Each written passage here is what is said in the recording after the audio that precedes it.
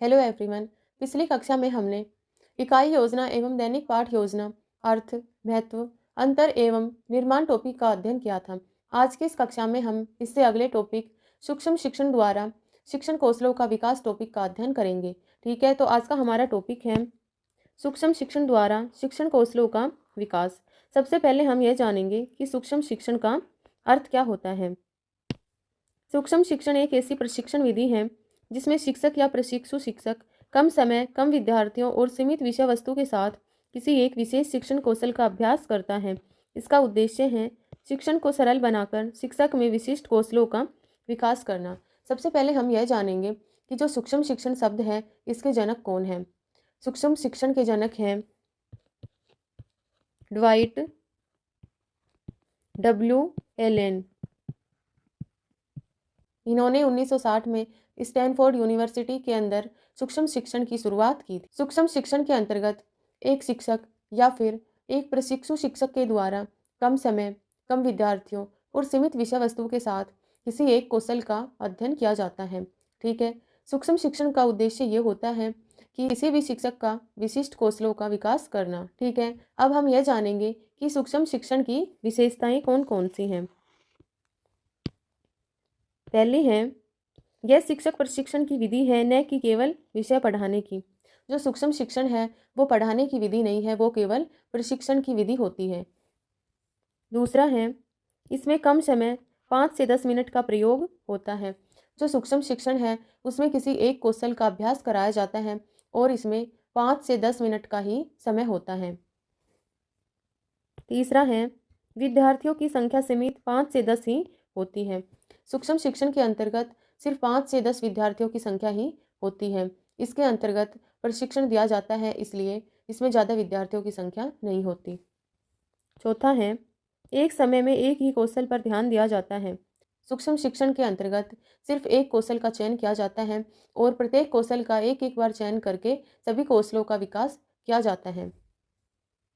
पांचवा है, शिक्षण को सरल, नियंत्रित एवं व्यवस्थित बनाया जाता है। जो सूक्ष्म शिक्षण है इसके द्वारा किसी भी शिक्षण कार्य को सरल, व्यवस्थित एवं नियंत्रित बनाया जा सकता है। छठा है, अभ्यास और पुनः अभ्यास के माध्यम से कौशल में सुधार किया जाता है। सूक्ष्म शिक्षण के अंतर्गत किसी भी विषय वस्तु में किसी भी जगह पर अगर किसी शिक्षक से गलती हो रही है, अगर एक प्रशिक्षु शिक्षक की विषय वस्तु के अंतर्गत कहीं भी त्रुटियां आ रही हैं, तो वह उनमें सुधार करता है एवं उनका अभ्यास करता है एवं इस अभ्यास के द्वारा ही कौशलों का विकास किया जाता है एवं इस अभ्यास एवं पुनः अभ्यास के माध्यम से ही कौशलों में सुधार किया जाता है। ठीक है, अब हम यह जानेंगे कि सूक्ष्म शिक्षण की प्रक्रिया या फिर चरण कौन कौन से हैं। पहला है, ज्ञान प्रदान करना, कौशल का सैद्धांतिक ज्ञान देना। ज्ञान प्रदान करने के अंतर्गत इसमें एक शिक्षक को सैद्धांतिक ज्ञान प्रदान किया जाता है। दूसरा है, कौशल का परिचय, विभिन्न शिक्षण कौशलों से परिचय कराना। इसमें सभी शिक्षकों को या फिर प्रशिक्षु शिक्षकों को सभी कौशलों से परिचित कराया जाता है। उनको प्रस्तावना कौशल, व्याख्या कौशल, उदाहरण कौशल, इन सभी कौशलों से परिचित करवाया जाता है। तीसरा है, विशिष्ट कौशल का चयन। और जब एक शिक्षक को इन सभी कौशलों से परिचित करवा दिया जाता है, उसके बाद उनको किसी एक कौशल का चयन करने के लिए कहा जाता है और वे किसी एक विशिष्ट कौशल का चयन करते हैं। चौथा है, आदर्श पाठ का प्रदर्शन, मॉडल लेसन दिखाना। और जब वे किसी एक कौशल का चयन कर लेते हैं तो उसके अंतर्गत अपना एक पाठ तैयार करते हैं और उस पाठ योजना को वे एक मॉडल के माध्यम से प्रदर्शन करते हैं। पांचवा है, पाठ योजना का निर्माण, सूक्ष्म पाठ योजना बनाना। किसी भी कौशल का चयन करने के बाद में एवं आदर्श पाठ का चयन करने के बाद में वे एक पाठ योजना का निर्माण करते हैं। छठा है, शिक्षण, सीमित समय में पाठ पढ़ाना। जब एक शिक्षक आदर्श पाठ योजना का चयन करके और पाठ योजना का निर्माण कर लेता है, उसके बाद वह शिक्षण कार्य करवाता है। उसके बाद में वह उपयुक्त या फिर कम समय में शिक्षण कार्य करवाता है। सातवां है, प्रतिक्रिया, सुधार हेतु सुझाव देना।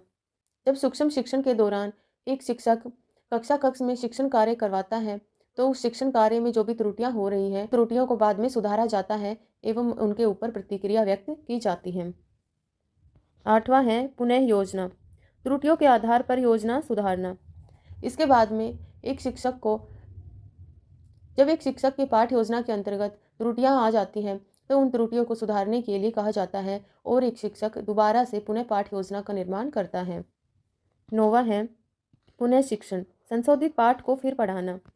जब एक शिक्षक पुनः योजना बनाता है तो पुनः पाठ योजना बनाने के बाद में वह उस संशोधित विषय वस्तु को दोबारा से प्रस्तुत करता है। 10वां है पुनः प्रतिक्रिया, अंतिम सुधार के लिए प्रतिक्रिया। जब एक शिक्षक के पाठ योजना के अंतर्गत त्रुटियां आ जाती हैं तो वह उनमें सुधार करता है एवं सुधार करने के बाद में संशोधित पाठ को फिर से पढ़ाता है एवं संशोधित पाठ को फिर से पढ़ाने के बाद में और उसके ऊपर फिर से प्रतिक्रिया व्यक्त की जाती है एवं उसके अंदर त्रुटियां हैं तो वह अंतिम सुधार करता है। ठीक है, अब हम यह जानेंगे कि प्रमुख शिक्षण कौशल कौन कौन से हैं। सूक्ष्म शिक्षण में विभिन्न शिक्षण कौशलों का विकास किया जाता है, जैसे पहला है प्रस्तावना कौशल। जो प्रस्तावना कौशल है इसके अंतर्गत पाठ की शुरुआत है वो रोचक ढंग से की जाती है। इसमें जो भी विषय को पढ़ा रहे हैं या फिर जो भी पाठ को पढ़ा रहे हैं, विद्यार्थियों को उस पाठ से संबंधित कितना ज्ञान है, विद्यार्थियों को उसके बारे में कितना आता है, अर्थात विद्यार्थियों के पूर्व ज्ञान का पता किया जाता है। इसके अंतर्गत कुछ प्रश्न पूछे जाते हैं और उन प्रश्नों के माध्यम से ही उस विद्यार्थी को एक पाठ से जोड़ा जाता है और ये जो प्रश्न पूछे जाते हैं इन प्रश्नों को प्रस्तावना प्रश्न कहा जाता है। यही प्रस्तावना कौशल कहलाता है। दूसरा है प्रश्न कौशल। प्रश्न कौशल के अंतर्गत एक शिक्षक विद्यार्थियों से प्रश्न करता है और विद्यार्थी उन प्रश्नों का उत्तर देते हैं। इससे विद्यार्थियों की तर्क शक्ति का विकास होता है। यही प्रश्न कौशल कहलाता है। तीसरा है उदाहरण कौशल। जब कोई भी कठिन विषय वस्तु होती है उस कठिन विषय वस्तु के बारे में उदाहरण देकर उसको सरल बनाकर एक शिक्षक के द्वारा समझाया जाता है एवं उस विषय वस्तु को वास्तविक जीवन से जोड़कर भी उदाहरणों के माध्यम से समझाया जाता है। यही उदाहरण कौशल कहलाता है। चौथा है व्याख्या कौशल। व्याख्या कौशल के अंतर्गत किसी भी विषय को या फिर किसी भी विषय वस्तु को सरल एवं तर्कपूर्ण ढंग से विद्यार्थियों को समझाया जाता है।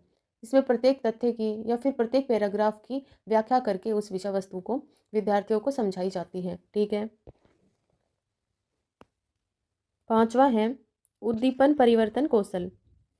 इस कौशल के अंतर्गत कक्ष में विद्यार्थियों की रुचि बनाने के लिए एक शिक्षक के हाव भाव, शिक्षक की आवाज़ में परिवर्तन, शिक्षक का स्थान परिवर्तन, शिक्षक जो भी गतिविधियां कर रहा है उसमें परिवर्तन, ये सब सम्मिलित होता है। यही उद्दीपन परिवर्तन कौशल कहलाता है। ठीक है, अब हम यह जानेंगे कि उद्दीपन परिवर्तन के प्रमुख घटक कौन कौन से हैं। पहला है संचलन।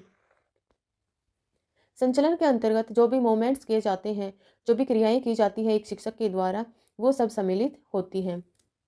दूसरा है हाव भाव। कक्ष में जब शिक्षक शिक्षण कार्य करवा रहा होता है तो जो हाव भाव होते हैं उनमें एक शिक्षक परिवर्तन करता रहता है जिससे कक्ष में रुचि का माहौल बना रहता है। तीसरा है वाक शैली में विविधता। जब एक शिक्षक कक्ष में शिक्षण कार्य करवा रहा होता है तो उसकी जो बोलने की जो शैली है उसमें विविधता आती रहती है। कभी वह तेज वाणी का प्रयोग करता है, कभी वह कम वाणी का प्रयोग करता है। इस प्रकार उसकी वाणी में विविधता आती रहती है। चौथा है ध्यान केंद्रित करना। इसके अंतर्गत एक शिक्षक का ध्यान उस विषय वस्तु पर ही होता है जो वो पढ़ा रहा है। पांचवा है अंतःक्रिया में परिवर्तन। कक्ष में जो भी अंतःक्रिया हो रही है, अर्थात विद्यार्थी एवं शिक्षक के मध्य जो भी अंतःक्रिया हो रही है उसमें परिवर्तन होता रहता है।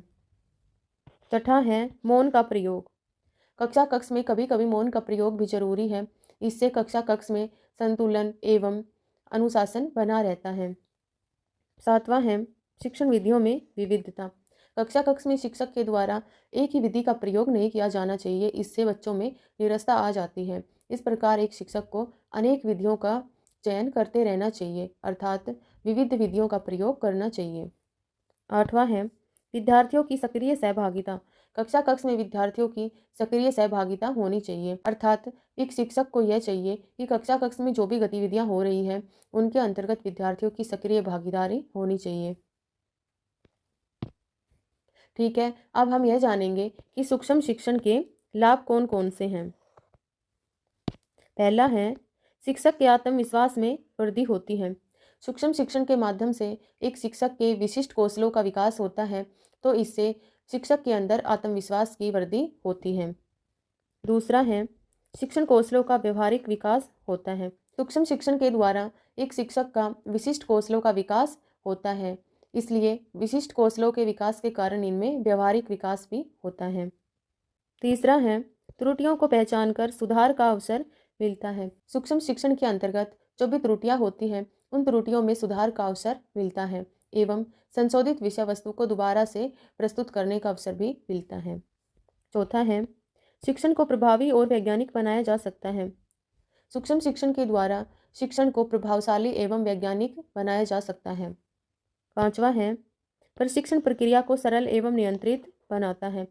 सूक्ष्म शिक्षण है वो एक प्रशिक्षण विधि है, इसके द्वारा प्रशिक्षण प्रक्रिया को सरल एवं नियंत्रित बनाया जा सकता है। अब हम यह जानेंगे कि सूक्ष्म शिक्षण की सीमाएं कौन कौन सी हैं। पहली है, वास्तविक कक्षा की परिस्थितियां पूर्ण रूप से नहीं मिलती। जब सूक्ष्म शिक्षण के अंतर्गत किसी भी एक कौशल का अभ्यास कराया जाता है या फिर एक कौशल के अंतर्गत या वस्तु का शिक्षण कराया जाता है, तो इसमें वास्तविक कक्षा जैसी फीलिंग नहीं आती, वास्तविक कक्षा जैसा महसूस नहीं होता, क्योंकि इसमें विद्यार्थियों की संख्या सीमित होती है, इसमें समय भी कम होता है एवं सीमित विषय वस्तु होती है। दूसरा है, समय और विषय वस्तु सीमित होते हैं। सूक्ष्म शिक्षण के अंतर्गत कम समय एवं विषय वस्तु भी सीमित होते हैं, क्योंकि यह एक प्रशिक्षण प्रक्रिया होती है। तीसरा है, कृत्रिम वातावरण के कारण व्यवहारिक कठिनाइयाँ हो सकती हैं। सूक्ष्म शिक्षण के अंतर्गत एक कृत्रिम वातावरण बनाया जाता है जिसमें कठिनाइयाँ महसूस हो सकती हैं, क्योंकि इसमें सीमित विषय वस्तु का प्रयोग किया जाता है। इसमें विद्यार्थियों की संख्या भी 5 से 10 होती है एवं समय भी कम होता है। सूक्ष्म शिक्षण को पढ़ने के बाद में यह निष्कर्ष निकलता है कि सूक्ष्म शिक्षण प्रक्रिया अत्यंत प्रभावशाली प्रक्रिया है। इसके द्वारा एक शिक्षक के विशिष्ट कौशलों का विकास होता है। ठीक है, वीडियो को देखने के लिए धन्यवाद। अपना सुझाव देने के लिए कमेंट कीजिए एवं इसे अपने दोस्तों के साथ शेयर कीजिए। धन्यवाद।